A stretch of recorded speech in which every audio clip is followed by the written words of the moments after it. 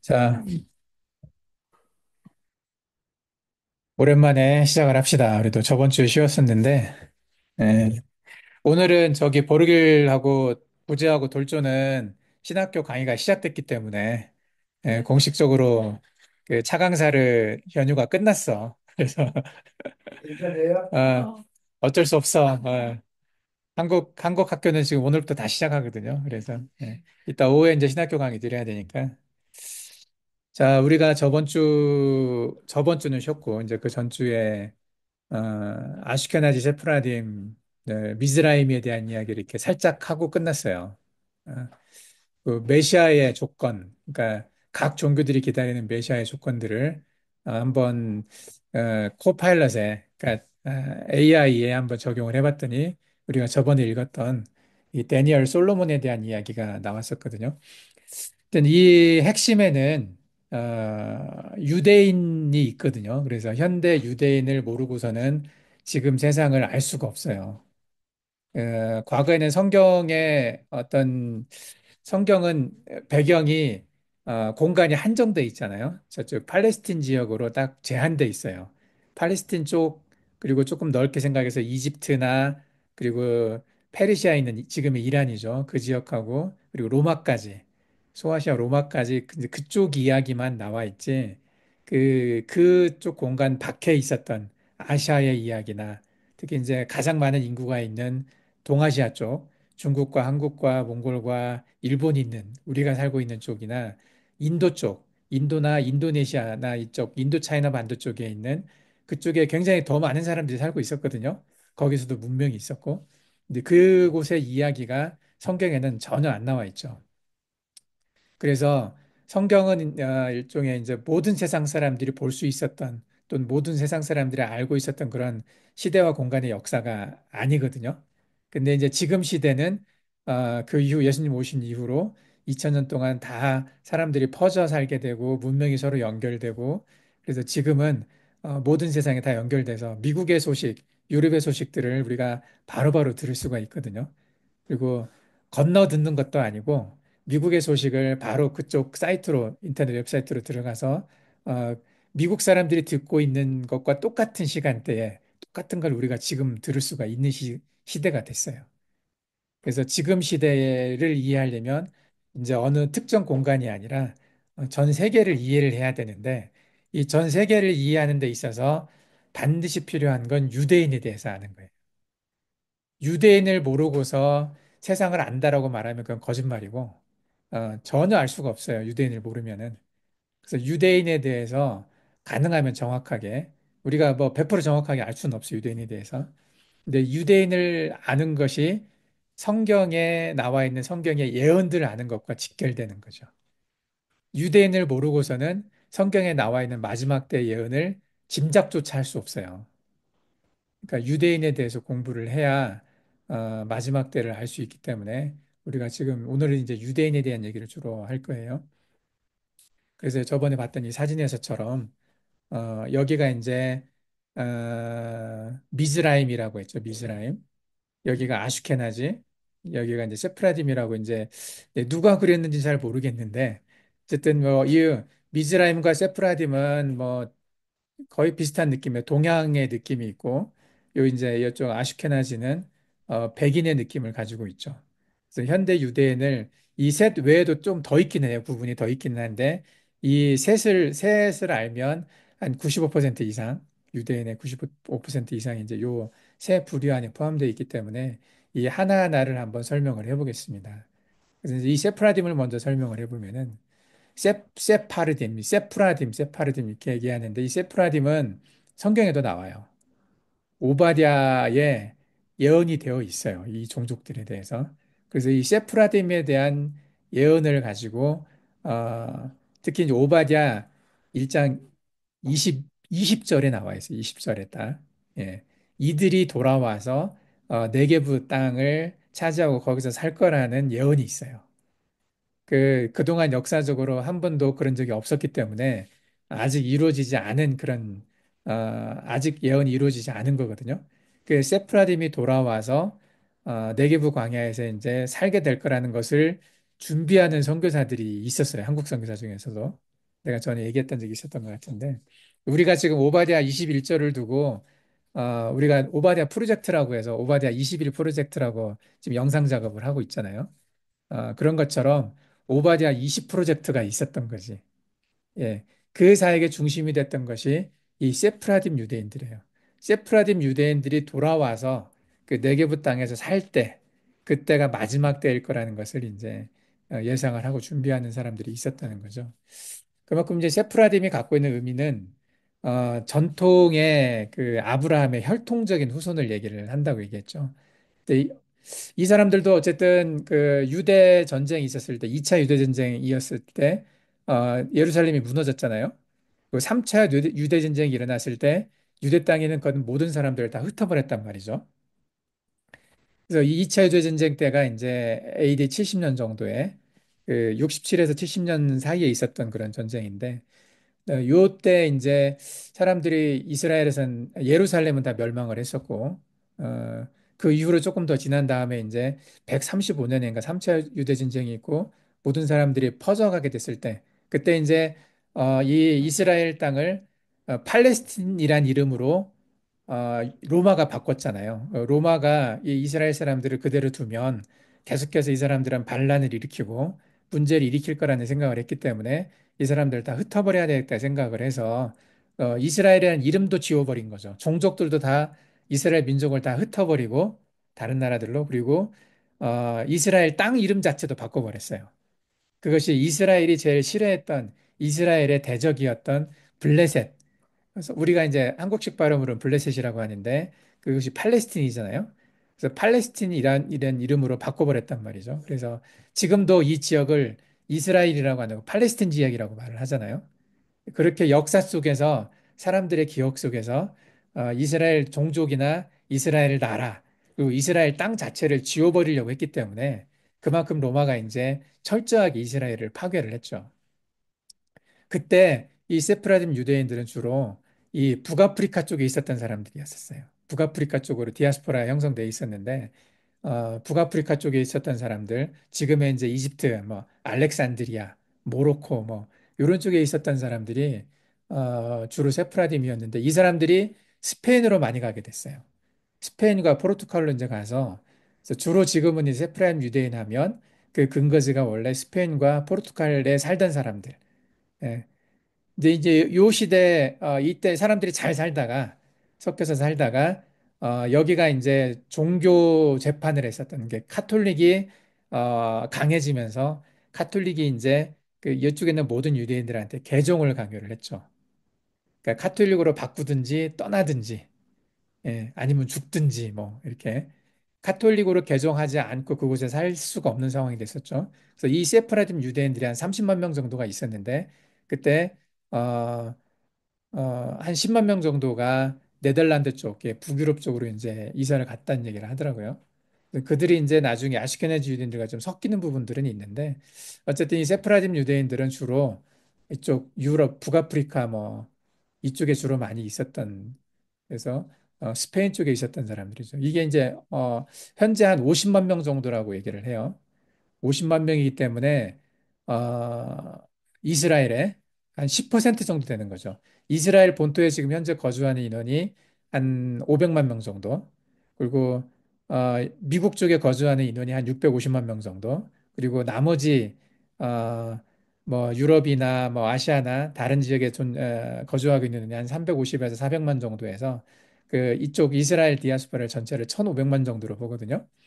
예. 그중에서 현재 이제 약 50만 명이 어, 이 저기 이스라엘 안에 있다고 이제 하죠. 근데 이제 이 사람들은 글자가 잘 안 보여 좀 키워볼게요. 이 스페인 쪽이 기반이었기 때문에 이쪽에서 자기들만의 독특한 언어가 있어요. 라디노라고 해서 스페인어와 어? 지금 녹화하고 있어요. 예. 예.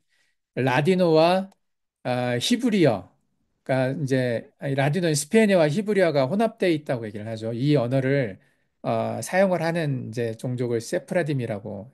그래서 이 세프라딤이라는 것을 알 수 있는 것 중에 하나가 얼굴 모양도 있지만 이들이 다 쓰는 이제 언어가 좀 독특하다는 거죠.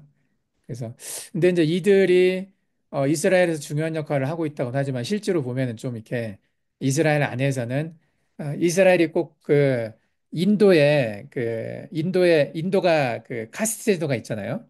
브라ಹ만부터 해서 뭐 크샤트리아, 뭐 수두라, 뭐 불가충 이렇게 계급이 나눠진 것처럼 이스라엘 안에도 이런 계급들이 있다고 얘기를 하죠. 공식적인 계급은 아니지만 실질적으로는 가장 위에 아슈케나지 유대인들이 있고 뭐 미즈라임 유대인, 세프라딤 유대인이 그래서 이 세프라딤 유대인들은 하층을 형성하고 있다고 보고 있죠, 지금 아래쪽 사람들. 그래서 어쨌든 아브라함의 혈통을 이어받은 이 사람들이 실제 자기들의 나라라고 하는 이스라엘에서 이스라엘의 정치 경제 문화를 주도하지는 못하고 아래쪽에 이제 있는 것 같아요. 그 세프라딤은 사실은 어, 현재 이제 이스라엘을 구성하고 있는 어떤 중요한 종족 중에 하나이긴 하지만 큰 힘을 발휘하고 있지는 못해요. 근데 실질적으로 힘을 발휘하고 있는 이제 종족은 이 아슈케나지 유대인이죠. 근데 아슈케나지에 대해서는 조금 뒤에 조금 더 자세하게 말을 할 텐데 왜냐하면 아슈케나지가 이제 우리가 얘기하는 유대인의 메인이거든요. 우리가 유대인이라고 딱 말을 하면 그 세상을 지배하는 유대인이라고 말을 하면 이 세프라딤이나 미즈람을 말하는 게 아니라 아슈케나지를 말을 하기 때문에 이 아슈케나지에 대해서 알아야 우리가 이제 알고자 하는 적그리스도의 정체가 요 안에 있다고 보기 때문에 이제 아슈케나지 유대인에 대해 좀 잘 알아야 돼요. 예. 아슈케나지 유대인은 어, 중세 유럽, 특히 독일과 중부 유럽 쪽에서 유래한다고 이제 보는 거죠. 지금을 따지면 동유럽 쪽이죠, 동유럽. 그러니까 우크라이나나 이쪽, 그, 뭐 폴란드나 이쪽에 이제 많이 있었던, 뭐 러시아 쪽에 있었던 이런 사람들이 주로 아시케나지 유대인인데 이제 아시케나지 이름 자체가 유럽에서 살던 중세 유럽에서 살던 유대인들이 살던 지역을 가리키는 히브리어 용어에서 유래했다고는 하지만 이 아시케나지라고 하는 이름 자체가 이제 어, 성경에 나오잖아요. 성경에 2번 정도 나오는데 아시케나지는 그이 고멜의 아들, 그러니까 야벳 족 속의 아들 중에 있었던 이름이죠, 이게. 그래서 아마 종족적으로는 그쪽 백인 계통의 야벳 계통의 셈이 아니라 야벳 계통의 종족이었다라고 생각을 하죠. 이름에서 보시다시피. 그래서 또이 사람들도 독일어 방언인 이디시를 발전시켰죠. 이디시라고 하는 언어가 이제 독특한 언어가 이제 있는 것 같아요. 그래서 이 사람들은 현재 주로 미국에 많이 있고 이스라엘, 유럽에 이제 거주를 하고 있는데 그래서 이 그 미국에서도 보면 미국의 큰 기업들이 대부분 다 유대인 기업들이잖아요. 언론, TV나 신문이나 이것도 유대인들이 많아. 근데 이 사람들은 되게 트럼프를 싫어해. 그죠? 그래서 이 사람들이 주로 사는 곳 자체도 뉴욕이나 로스앤젤레스, 마이애미 이런 데 살고 있거든요. 뉴욕이나 로스앤젤레스가 대표적으로 민주당 지역이거든요. 트럼프를 싫어하는. 그래서 뉴욕의 주지사나 뭐 로스앤젤레스나 이런 데서는 요번에도 이제 트럼프를 공격했던 법관들, 뭐 트럼프를 기소했던 검사 이런 사람들은 다 이게 뉴욕에 있는 사람들이었거든요. 그래서 뉴욕이나 로스앤젤레스에 있는 이 도시 자체를 유대인들이 지배를 하고 있을 텐데 이 유대인들은 트럼프를 싫어하는 것 같아. 그죠? 대표적으로 이제 보면은 아마존에 또는 뭐 마이크로소프트를 만든 그 빌 게이츠나 그리고 그 아니 뭐 메타 페이스북 만든 어 이름이 뭐였지 걔가? 어, 주, 예, 주크베르. 예. 요 사람도 어 유대인이잖아요. 근데 이 트럼프하고는 거의 대척점에 있는 대적 관계, 적이었거든요. 트럼프를 떨어뜨리기 위해서 많이 했었고. 그래서 이 유대인들 안에서도 이게 통일된 어떤 그런 건 있지는 않아요. 그러니까 아슈케나지 유대인들, 근데 이스라엘에 있는 유대인들 보면은 특히 네타냐후 같은 사람, 이 사람은 트럼프를 좋아하잖아. 그죠? 이스라엘 안에 있는 유대인들과 이스라엘 밖에 미국에 있는 유대인들이 이게 뭔가 묘하게 좀 다른 느낌이 좀 있어요. 이게 구분해가지고 딱 서로 싸운다라고 말하기는 어렵지. 얘네들 특징 중에 하나가 어, 양쪽 다 자기 편이잖아. 예. 싸우는 게 공화당의 트럼프도 지원하고 민주당의 바이든도 지원하고 아마 그랬을 가능성이 많은데 어쨌든 이 색깔이 조금 다른 느낌은 있어요. 그래서 네타냐후는 지금 이제 트럼프가 네트냐후 쪽의 정책, 특히 이스라엘이라는 나라의 정책을 많이 지지를 해주잖아요. 그리고 트럼프의 사유가 이제 제럴드 쿠셔너라고 거기도 유대인이고, 거기도 이제 카발리즘과 관련이 많이 있거든요. 그래서 어쨌든 그 유대인들이 양쪽에 다 있는 것 같은 생각이 드는데, 아시케나지 유대인들의 주류라고 하는 이 미국에 있는 유대인들은 특히 뉴욕과 로스앤젤레스 이쪽 사람들은 대부분 다 글로벌리스트예요. 글로벌리스트 쪽이 많아. 그리고 저기 우리가 이제 저번에 잠깐 얘기했던 USAID라고 하는 그 미국이 이제 다른 나라를 지원하는 단체가 있다고 그랬잖아요. 이제 그 단체를 트럼프가 지금 공격을 했어요. 그래서 그 단체를 다 지금 막아버렸단 말이야. 90일 동안 돈을 못 쓰게 만들었고, 그리고 그 단체가 그동안 어느 단체나 어느 나라에 지원을 했는지 돈을 USAID가 1년에 쓰는 돈이 400억 달러 정도라고 하더라고요. 400억 달러면은 약간 뭐 계산해봐야 굉장히 많은 돈이야. 웬만한 나라 1년 예산보다 많은 돈이거든요. 근데 그 돈을 1년에 쓰는데 국가 세금으로 쓰잖아요. 근데 어디에 썼는지를 이렇게 따져보니까 최근에 이제 그 트럼프 쪽에 사람들이 나와서 이렇게 기자회견하고 할 때 이제 그 USAID가 어디에 썼는지 얘기한 좀 부분들도 좀 있거든요. 근데 말도 안 되는 부분들을 많이 썼단 말이지. 특히 예를 들면 하마스가 땅굴을 팔때 하마스가 땅굴을 파잖아. 그 이스라엘 쪽으로 땅 속에 그리고 도시 밑을 다 땅굴로 이렇게 만들었단 말이죠. 근데 그 시멘트가 필요하잖아요. 시멘트. 예. 그 땅굴을 팔 때 필요한 시멘트를 만들어내는 회사에 이 USAID가 돈을 지원을 했어요. 그러니까 이 USAID라고 미국 그 기관에서 하마스를 지원을 한 거지. 그죠? 하마스 땅굴 예를 들면 그래요. 예. 그런 데가 굉장히 많아요. 그래서 이런 것을 누가 주로 썼냐 하면 이제 조지 소로스라고 하는 사람이 있죠. 소로스라고 하는 사람도 헝가리 쪽 아슈케나지 유대인이거든요. 그 조지 소로스가 이제 수많은 NGO들을 만들었거든요. 그 NGO들을 통해서 이렇게 여러 가지 일들을 하고 이제 지원을 하는데 이게 대표적인 글로벌리스트가 조지 소로스예요. 조지 소로스 하면 한국 사람들도 싫어해요, 되게. 왜냐하면 이 사람이 IMF를 일으켰거든, 예전에. 예.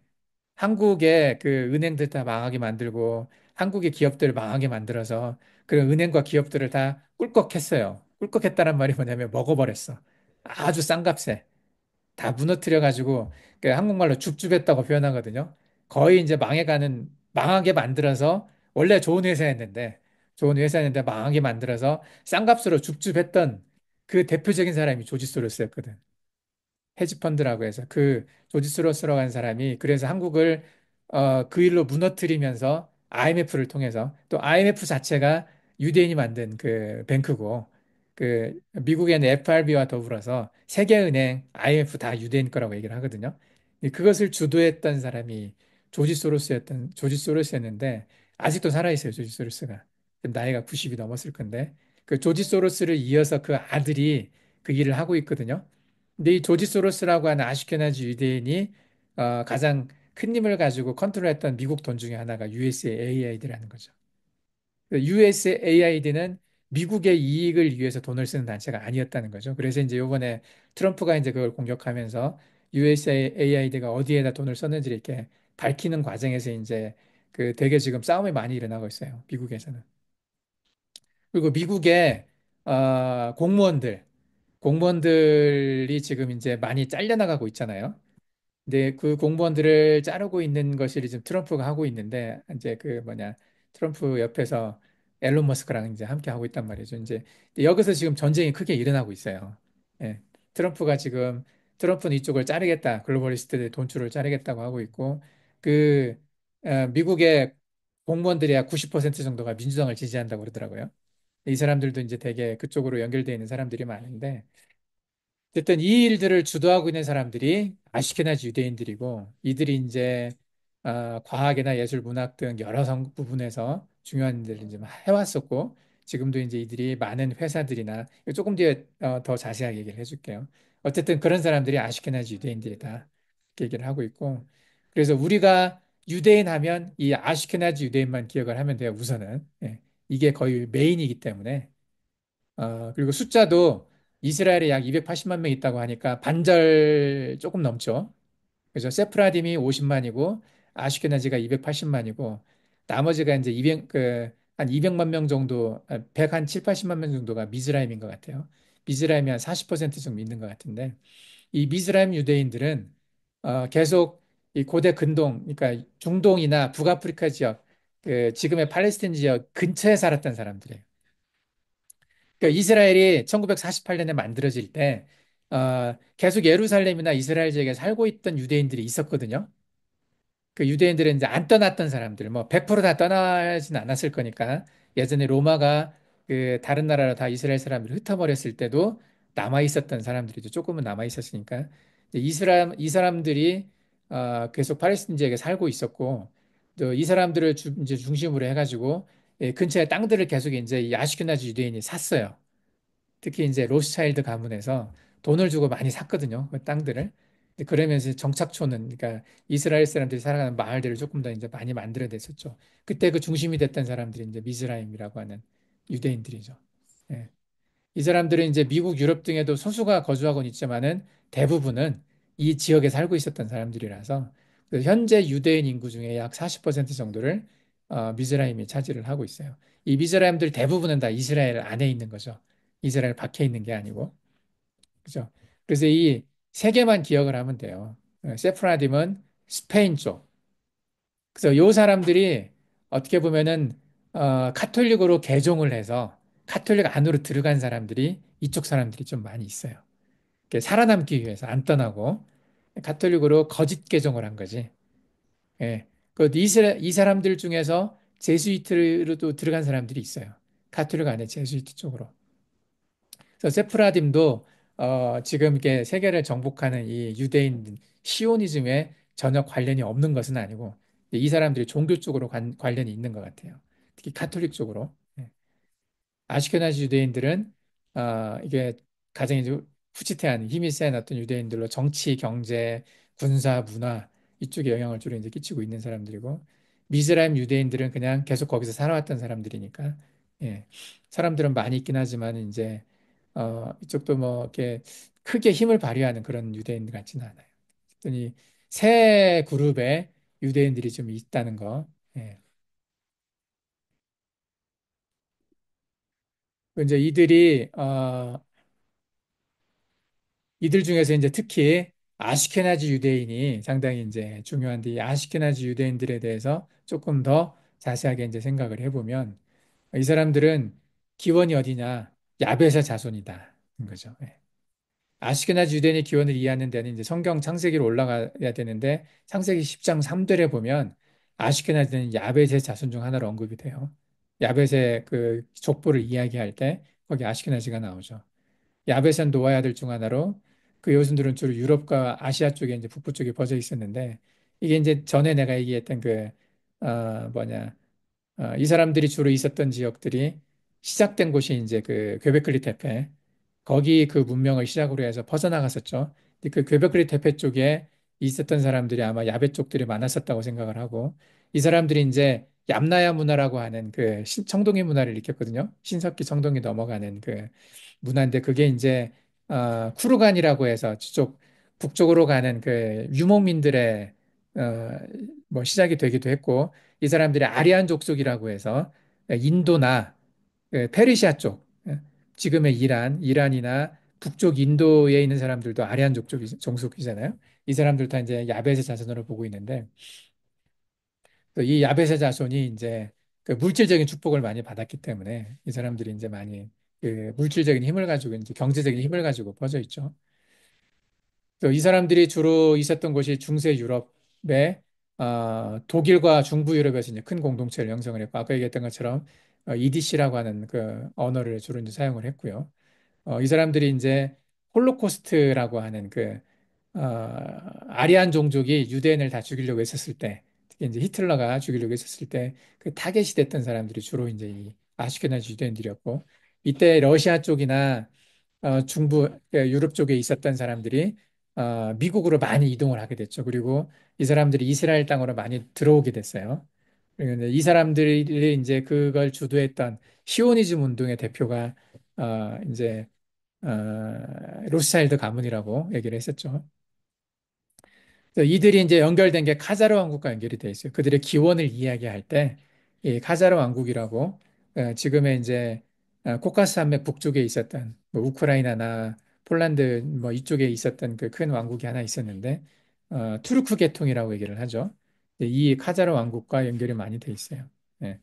이 사람들에 대한 이야기도 조금 뒤에서 조금 자세히 얘기를 하겠습니다. 그래서 이들이 이스라엘을 만들었던 이스라엘 건국과 현재 이스라엘 만들었던 것과 연관이 많이 돼 있는 사람들이죠. 그래서 정치, 경제, 군사 등 다양한 분야에서 이 아시케나지 유대인들이 주도적인 역할을 했었죠. 근데 이제 이들이 혈통적 정체성과 종교적 정체성에 대해서 이제 많이 의심을 받고 있어요. 근데 이 유대인이라고 하는 것은 유대인과 유대교는 따로 구분을 해야 돼요. 유대인 하면 혈통이고 유대교 하면 종교거든요. 그래서 이 유대교와 유대인이 똑같이 일치하는 건 아니죠. 예. 그래서 혈통적으로 유대인 또 종교적으로 유대교 이제 이것이 이제 일치되어 있는 것이 세파라딤들은 좀 일치되어 있지만 아시케나지는 좀 여기에 대해서 좀 다른 의견들이 좀 있죠. 이거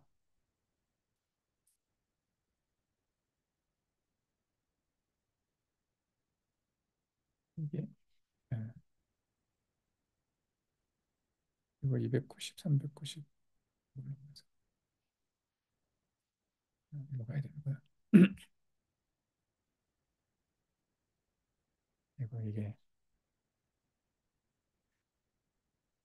여기 보면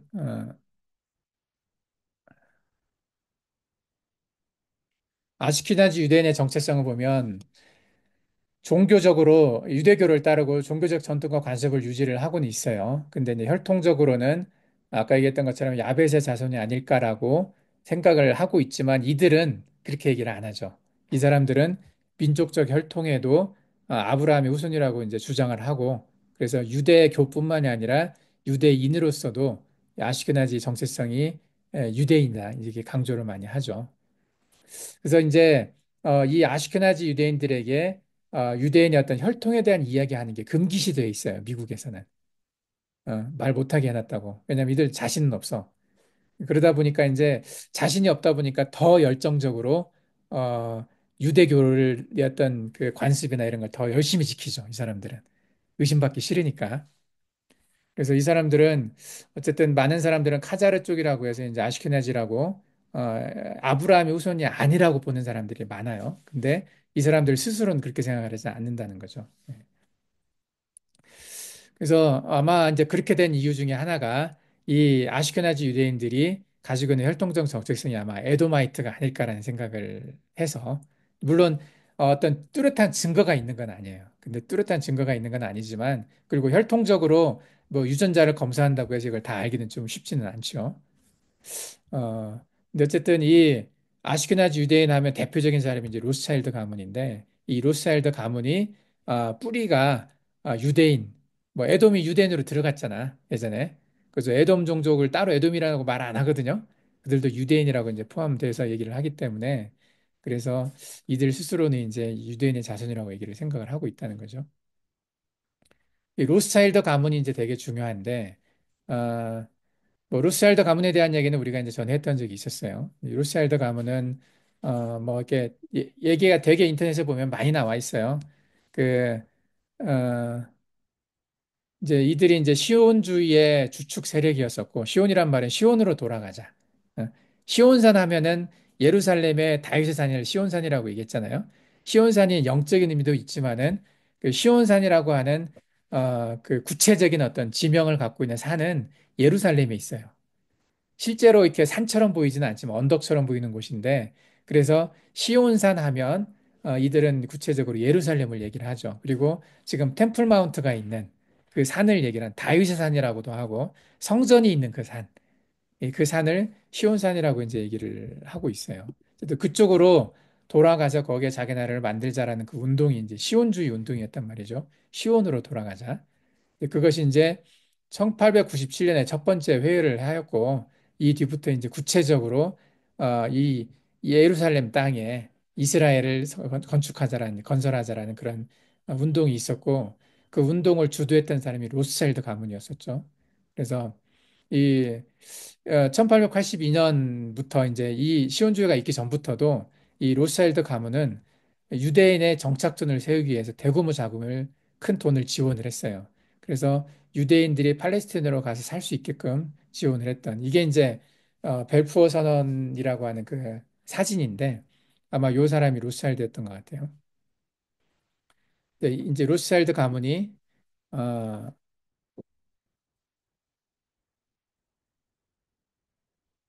이게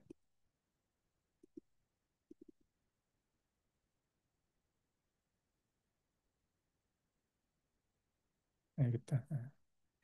정착촌을 세우기 위해서는 노력을 해왔고 이것이 1917년에 이 노력을 계속한 끝에 1917년에 영국 외무장관 아서 벨푸어라고 하는 사람이 있거든요. 이 사람이 이제 라이언을 월터 로스차일드라고 하는 사람에게 편지를 보냈어요. 물론 돈도 많이 받고 있겠죠. 영국이 이제 지원을 많이 받아서 이 벨푸어라고 하는 사람이 팔레스타인의 유대인 국가를 세우는 것을 지지한다는 내용의 벨푸어 선언을 발표를 했죠. 왜냐하면 이때 이제 영국이 그 1차 세계대전 끝에 지금의 그 터키가 옛날에 그 이름이 뭐였었지 그 저기 이제 오스만 투르크라고 하죠. 오스만 투르크 제국으로 이 팔레스틴 지역을 지배를 하고 있을 때는 그냥 땅을 사는 정도만 했죠. 이 로차일드가. 근데 1차 세계대전 끝나고 오스만 투르크가 무너졌잖아. 그래서 오스만 투르크 제국이 지배했던 많은 영역을 이제 프랑스와 영국이 지배하게 됐거든요. 왜냐하면 그때 1차 세계대전 때 오스만 투르크가 영국, 프랑스 연합군한테 진 거잖아요.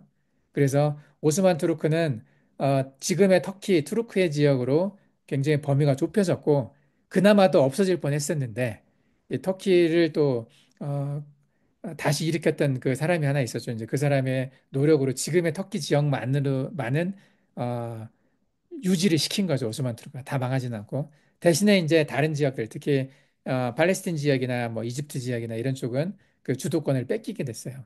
그래서 이때 영국이라고 하는 나라가 그 지역을 지배를 하고 있었기 때문에 영국의 외무장관, 영국의 정부의 생각이 되게 중요했던 거잖아요. 그래서 영국 정부에서 외무장관이 이 벨푸어라고 하는 사람이 벨푸어 선언을 발표를 하면서 공식적으로 이제 이 유대인들이 팔레스틴 지역으로 이주를 할 수 있게 됐죠.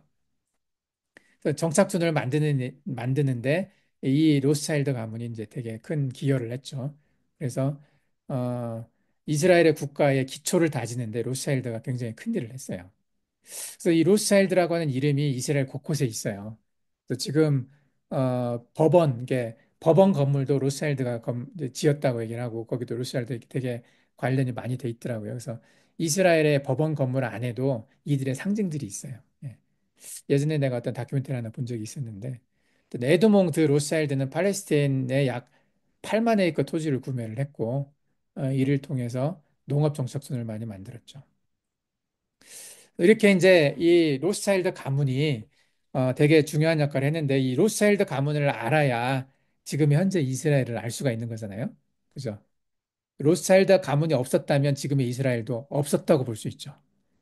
로스차일드 가문이 이런 노력들을 안 했다면 돈으로 땅을 사고 그리고 영국을 지원해서 벨푸어 선언을 이끌어내고 이런 것들을 안 했었더라면 지금의 이스라엘 땅이 현재 팔레스틴 지역이 있지 않았을 거라는 얘기죠. 그래서 이 로스차일드 가문은 건국의 아버지야.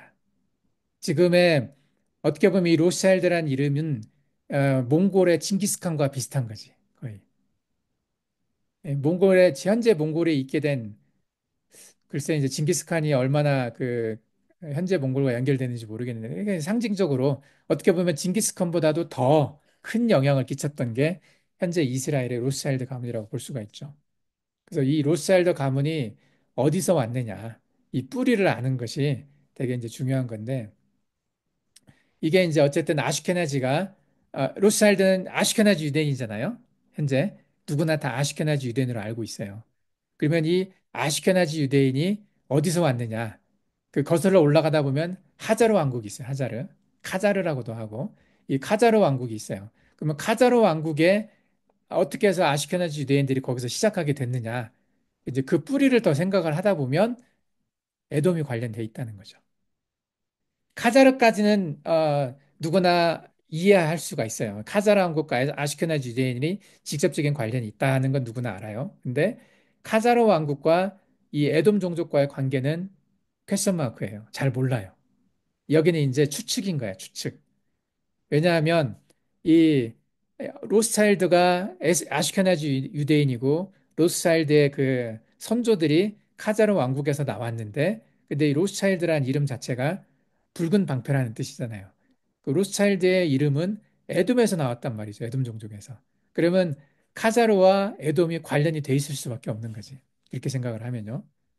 그래서 에돔족 족속의 역사와 이제 이 이두메 이걸 이제 이두메라고도 막 에돔이라고도 하고 이두메라고 발음상 그렇게 얘기를 하는데 이게 이두메와 연결이 돼야 되면 이제 우리가 생각하는 그 적그리스도와 이게 연결이 되는 거죠.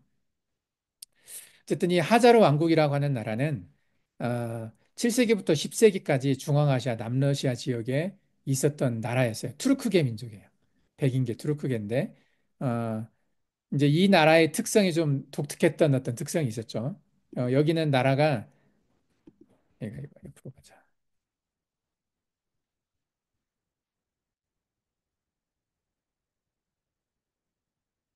여기까지 하고 좀 쉬었다가 예, 하겠습니다. 지금 시간이 그래서 이 구체적인 관계는 다음 시간에 더 얘기하도록 하겠습니다.